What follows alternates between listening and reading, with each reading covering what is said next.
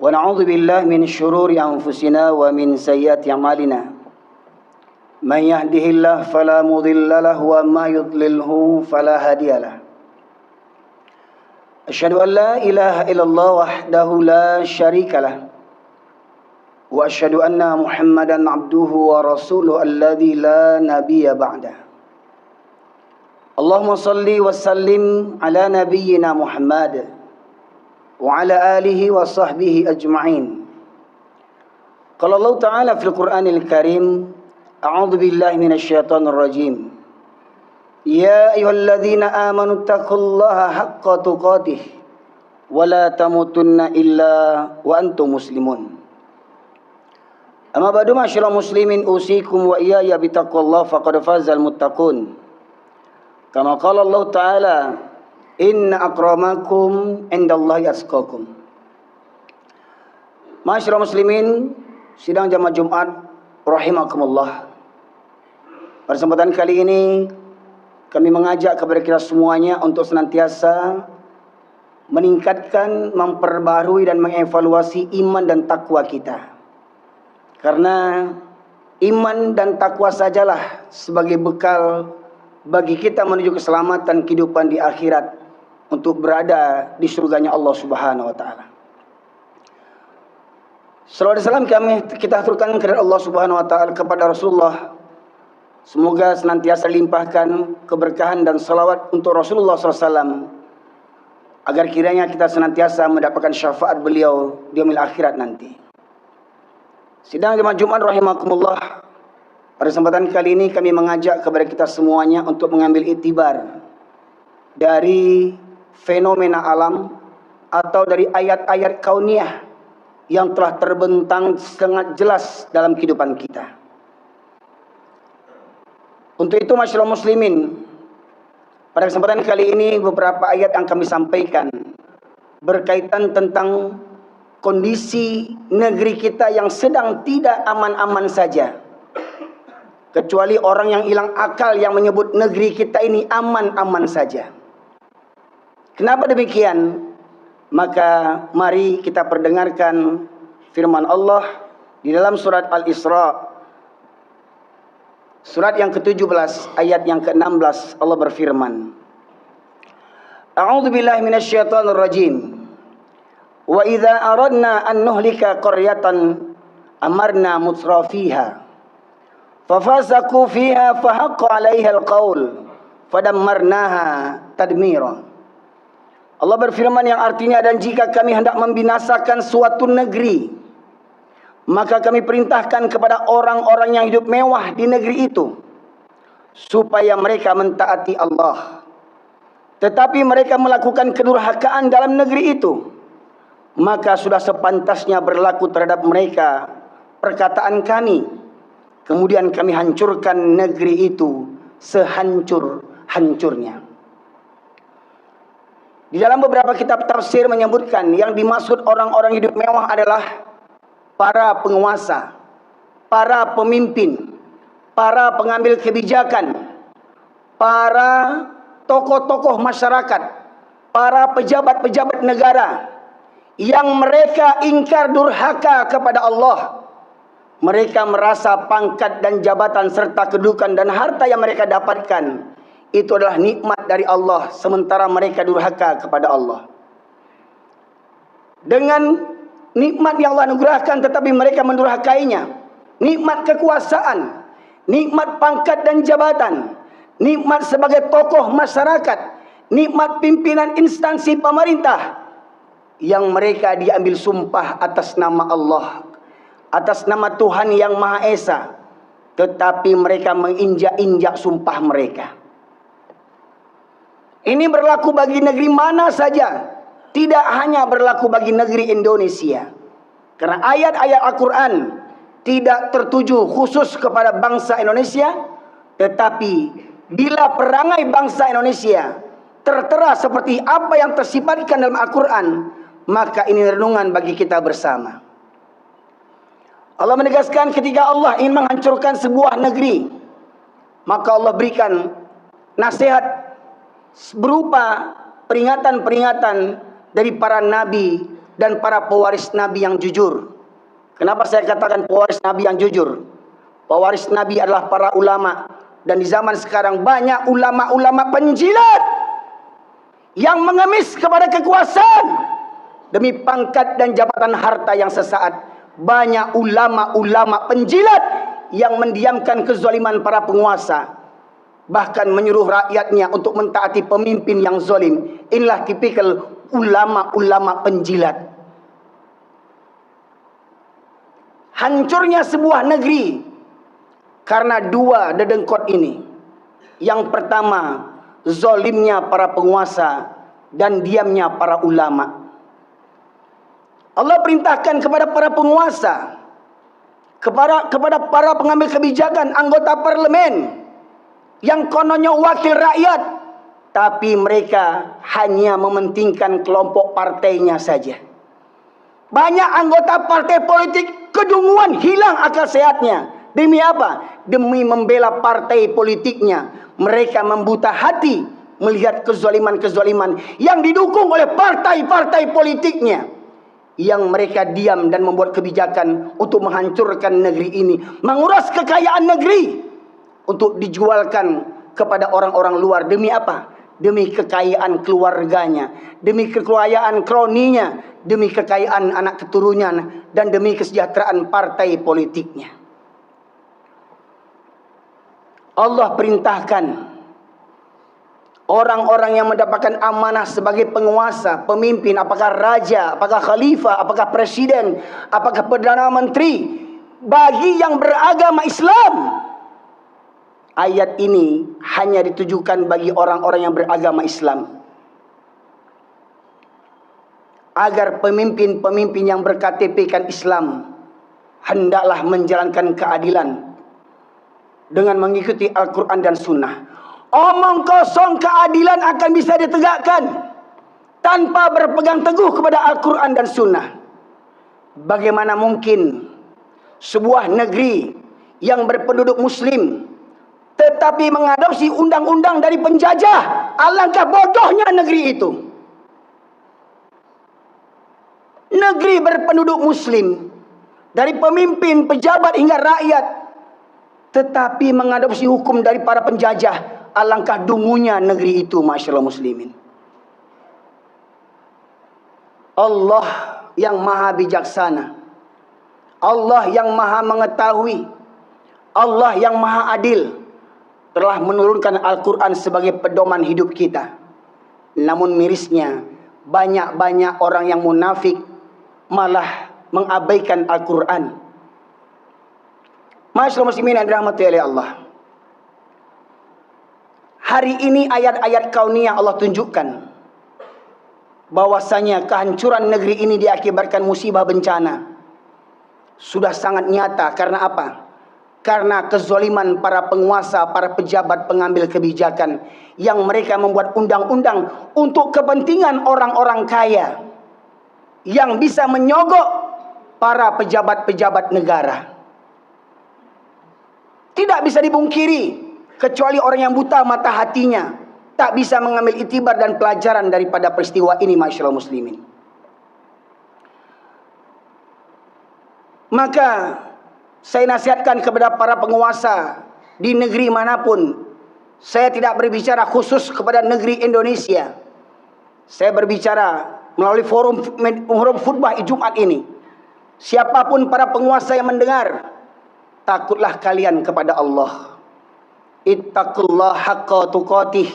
Bertakwalah kalian kepada Allah dengan sebenar-benar takwa. Baik para presiden, baik para menteri, baik para anggota dewan, baik gubernur dan wali kota, kalian akan dimintai pertanggungjawaban oleh Allah Subhanahu wa taala. Kalian boleh merekayasa undang-undang, kalian boleh merekayasa hukum demi kepentingan dan kezaliman kalian, tapi ingat, cepat atau lambat maut akan menjemput kalian. Kalian pasti akan mati. Dan ingat, mati kalian tak sama dengan matinya binatang. Karena apa? Kalian akan dimintai pertanggungjawaban. Silahkan kalian buat makar. Silahkan kalian menganggap orang yang menasihati kalian anggap musuh negara. Kalian anggap orang yang menasihati dianggap pemberontak, dituduh khawarij dan segala macamnya oleh ulama-ulama penjilat. Silahkan. Cepat atau lambat kalian akan mati. Dan kalian akan dihadapkan kepada persidangan Allah Subhanahu wa taala. Yang tidak ada hakim yang bisa disogok. Karena Allah lah yang menjadi hakim ketika itu. Hari ini, coba lihat. Apa yang tak terjadi? Hakim, jaksa, koruptor, penegak hukum koruptor, melegalkan kezaliman, bahkan menjadi backing kezaliman. Bagaimana tidak negeri ini akan dibinasakan oleh Allah Subhanahu wa taala? Mohon maaf para jamaah sekalian dirahmati oleh Allah. Cinta tanah air, cinta negeri, tak perlu berkoar-koar. Aku cinta NKRI. Omong kosong. Kebanyakan orang yang berbicara aku cinta NKRI, mereka lah biang kerok negeri ini. Kalau kita memang cinta kepada negeri, cukup bagi setiap kaum muslimin menanamkan iman dan takwa tanpa harus koar-koar mencari muka. Oh, saya cinta NKRI. Omong kosong. Kalian yang mengaku cinta NKRI, kalian yang menginjak-injak negeri ini. Niscaya orang yang beriman dan bertakwa di negeri manapun, mereka pasti cinta tanah air mereka. Dan bukti rasa cinta tanah air mereka, mereka ingatkan para penguasa yang zalim. Karena sesungguhnya di antara jihad yang terbesar adalah berkata yang benar di depan penguasa yang zalim. Walau akhirnya penasihat yang benar dipenjarakan, dikriminalisasi, dibunuh, bahkan segala macamnya difitnah untuk melegalkan kezaliman. Masyaallah muslimin yang dirahmati oleh Allah. Selagi tabiat ini belum berubah dari negeri kita, maka niscaya musibah bencana tidak akan pernah berhenti daripada negeri kita ini. Hanya saja dia pindah tempat dari satu provinsi ke provinsi yang lain, dari bentuk musibah yang lain, dari bentuk musibah yang berikutnya. Karena kita hanya tinggal menunggu masa saja lagi.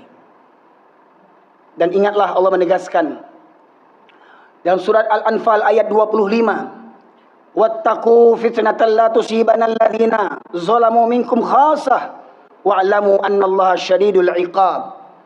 Bertakwalah kalian kepada Allah daripada siksaan yang tidak khusus menimpa orang-orang yang zalim saja di antara kamu. Dan ketahuilah bahwa Allah amat keras siksaannya. Ketika musibah bencana terjadi, yang terkorban bahkan boleh jadi bukan pelaku kemaksiatan dan bukan pelaku kezaliman, tetapi yang terkorban adalah orang-orang yang tak berdosa. Namun mengapa mereka jadi korban? Karena mereka tidak menjalankan amar ma'ruf nahi mungkar. Kezaliman penguasa didiamkan, kezaliman penguasa dibiarkan, kezaliman penguasa didukung, dikampanyekan, hingga akhirnya para ulama sekalipun akan mendapatkan azab dari Allah Subhanahu wa taala karena diam akan kezaliman para penguasa. Begitu pula mohon maaf masyarakat muslimin, banyak hari ini orang takut mengatakan yang benar. Dan bahkan mohon maaf, banyak beberapa masjid mengkonter para khotib, para ustadz. Kalau ada yang menyinggung pemerintah, di blacklist. Ingatlah, para pengurus masjid yang takut kepada manusia, yang takut kepada penguasa, kalian pun akan dihadapkan ke hadapan Allah Subhanahu wa taala. Karena apa? Membiarkan kezaliman dan membiarkan umat terbodohkan oleh rekayasa makar para penguasa-penguasa yang zalim, yang mereka bisa berbuat sekehendak hati mereka. Maka kuncinya, kalau kita ingin selamat daripada musibah, kalau kita ingin diangkat musibah ini dari negeri kita, maka tidak ada cara lain kecuali kita kembali kepada Allah Subhanahu wa taala, kembali kepada Al-Quran, kembali kepada sunnah. Namun kata Rasulullah, di akhir zaman nanti Islam hanya tinggal namanya saja.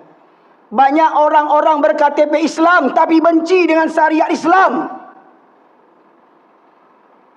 Islam hanya waktu solat, waktu puasa, zakat, haji, kurban. Di luar itu Islam tak dijalankan. Mereka menganggap Islam hanya mengatur tentang solat, puasa, zakat, tapi mereka tidak mau berbicara bahwasanya Islam juga mengatur tata negara, Islam mengatur perekonomian, Islam mengatur kemakmuran dan keadilan. Masyaallah muslimin yang dirahmati oleh Allah. Dalam khutbah yang singkat ini, saya mengajak kepada kita semuanya agar senantiasa menggenggam bara api kebenaran. Karena di akhir zaman ini, orang-orang yang menggenggam kebenaran seperti menggenggam bara api. Karena apa? Karena banyaknya kezaliman di zaman ini. Yang benar dianggap salah, yang salah dianggap benar. Tinggal tergantung. Setiap masa pasti ada perlawanan antara yang hak dengan yang batil. Nabi Adam alaihissalam berhadapan dengan iblis langsung. Nabi Musa berhadapan dengan Fir'aun. Nabi Ibrahim berhadapan dengan Namrud. Nabi Muhammad SAW berhadapan dengan Abu Jahal. Pertanyaannya, di barisan mana Anda berada? Apabila Anda berada di barisan Fir'aun, Namrud, Abu Jahal, maka kalian dapat pangkat dan jabatan, dapat kekayaan, dapat kenikmatan, karena mendukung kezaliman para pemimpin-pemimpin zalim laksana Fir'aun dan Abraha. Tetapi bila kalian mengikut Nabi, para Nabi, maka niscaya Allah akan menguji siapa di antara kita yang benar imannya dan siapa yang dusta. Karena Nabi banyak diingkari oleh kaumnya. Nabi banyak dimusuhi oleh kaumnya.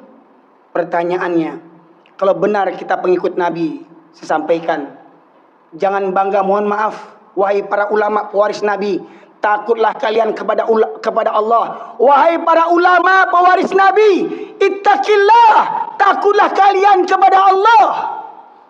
Jangan kalian bangga dengan banyaknya jam terbang, diundang ceramah sana, diundang ceramah sini, tetapi kemaksiatan masih merajalela di tempat kita tinggal. Ingatlah, wahai para ulama,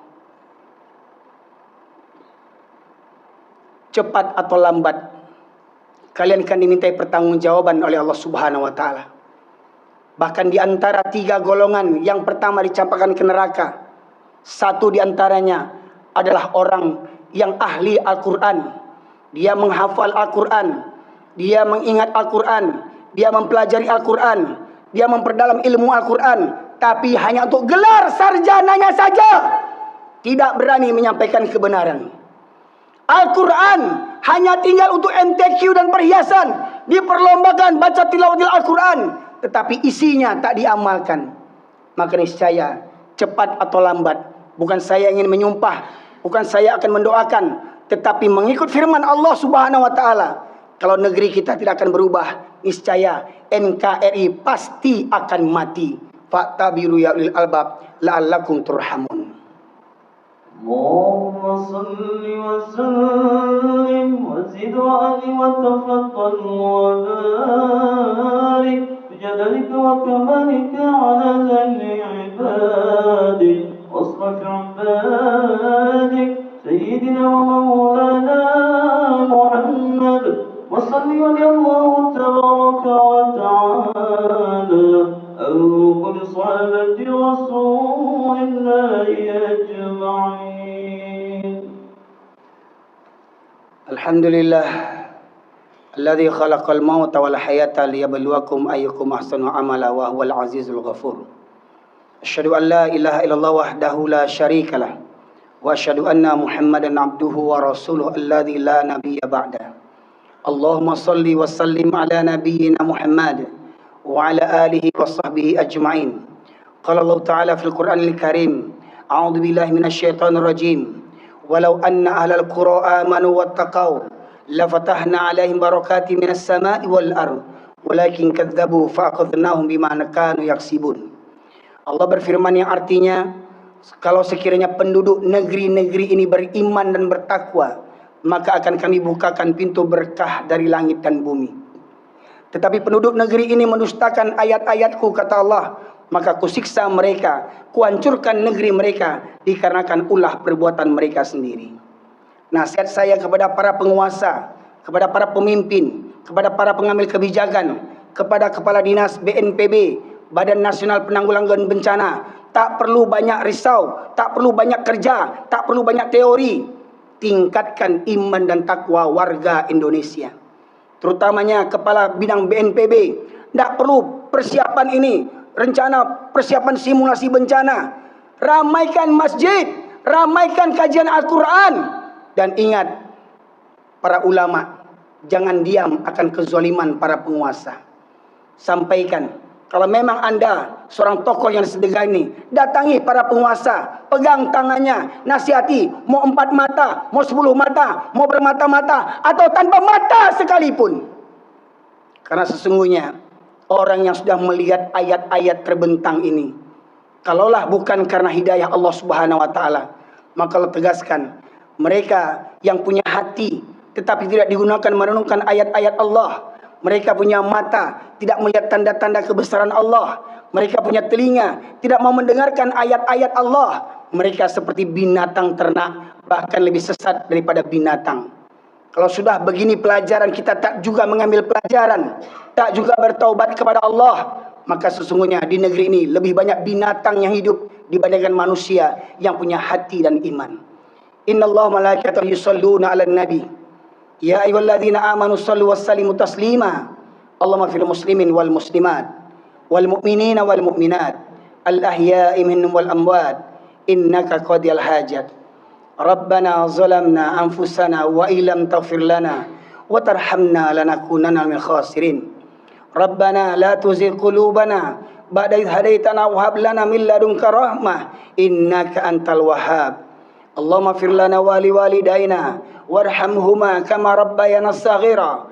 Rabbana hab lana min azwajina wa dhurriyyatina qurrata ayun waj'alna lil muttaqina imama. Allahumma arinal haqqa haqqan warzuqna ittiba'ah wa arinal batila batila warzuqna ijtinabah. Rabbana la tu'akhidhna in nasina aw akhtana.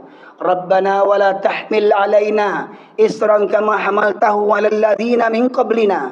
Rabbana wa la tuhammilna ma la taqata lana bih wa'fu 'anna waghfir lana warhamna anta maulana fansurna 'alal qaumil kafirin. Allahumma sholli muslimin wal mujahidin fi Filistin. Allahumma sholli muslimin wal mujahidin fi Indonesia ya Allah.